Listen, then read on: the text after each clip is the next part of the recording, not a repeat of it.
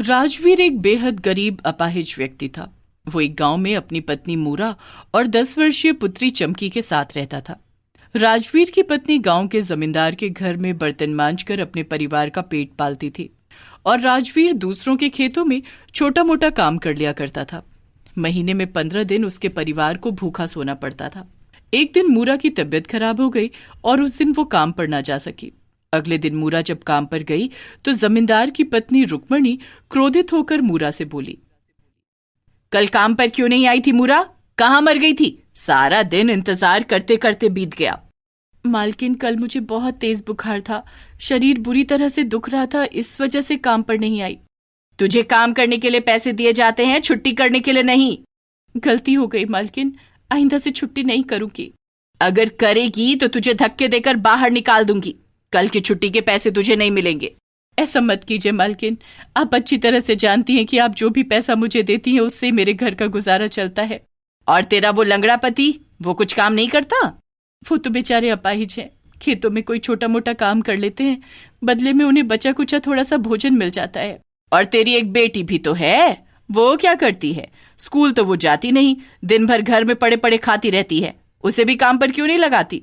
वो तो अभी छोटी बच्ची है मालकिन। इतनी भी छोटी नहीं है। सुन, कल से अपनी बेटी को भी काम पर ले आना, तेरी तनख्वाह में 50 रुपए बढ़ा दूंगी। लेकिन मालकिन।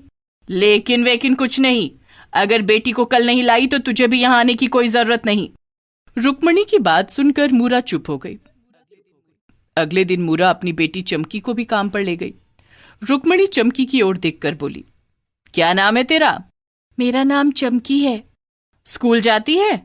नहीं, पिताजी के पास इतने पैसे नहीं हैं कि वो मुझे स्कूल भेज सकें। तेरे पिताजी के पास तो एक टांग भी नहीं है।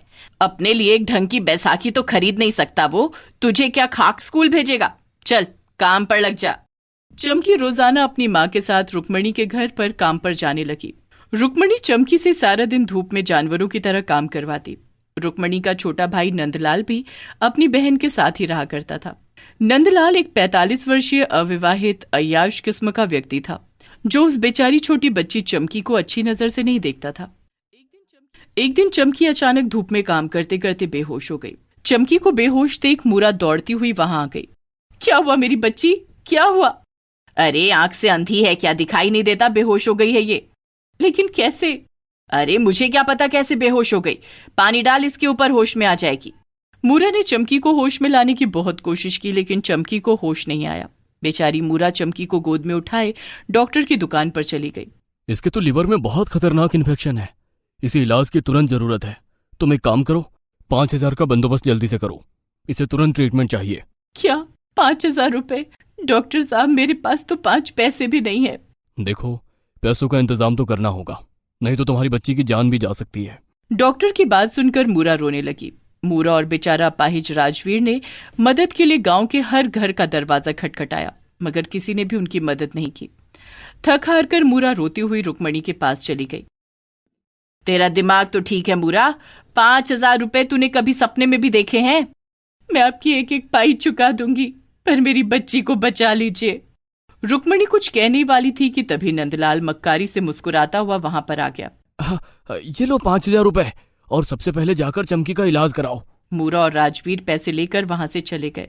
तेरा दिमाग तो ठीक है नंदू, क्या जरूरत थी इन भिखारियों को 5,000 रुपए देने की?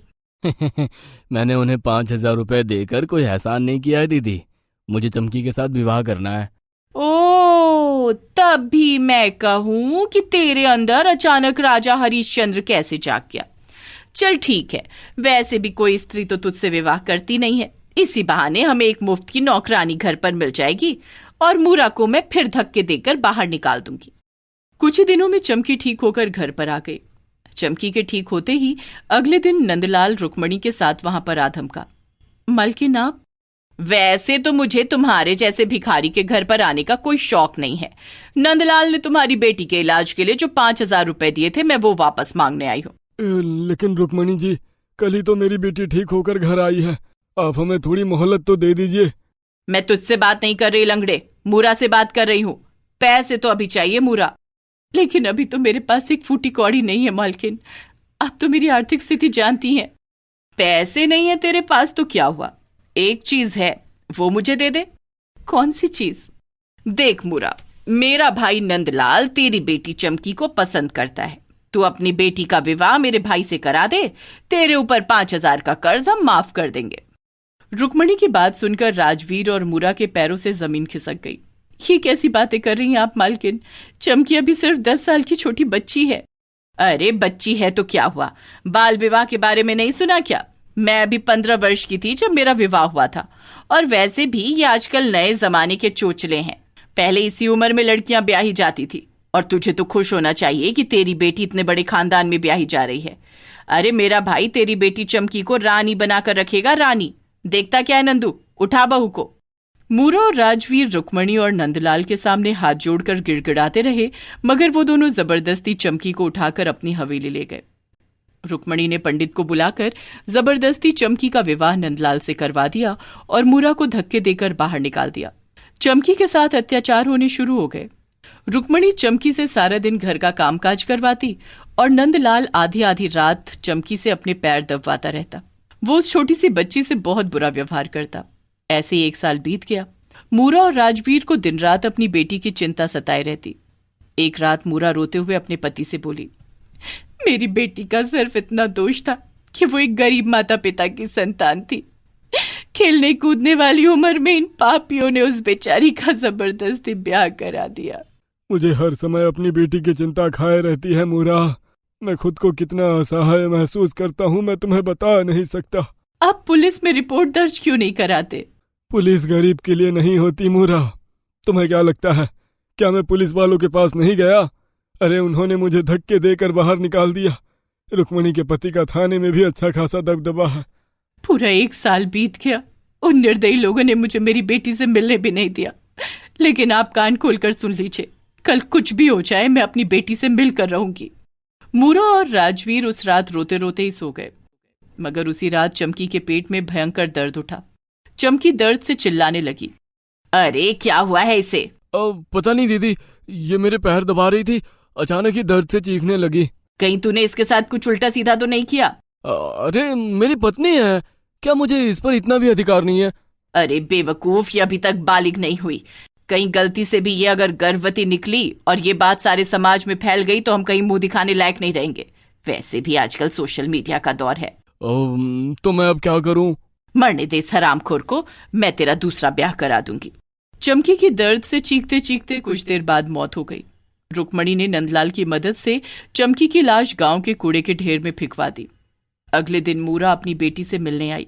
मेरी बेटी से एक बार मिलने दीजिए मालकिन, 1 साल हो गया मैंने उसका चेहरा नहीं देखा। मुझे क्या पता तेरी बेटी कहाँ है, वो तो ब्याह के 1 महीने बाद ही भाग गई थी। ये कैसी बातें कर रही हैं आप, वो तो घर नहीं आई।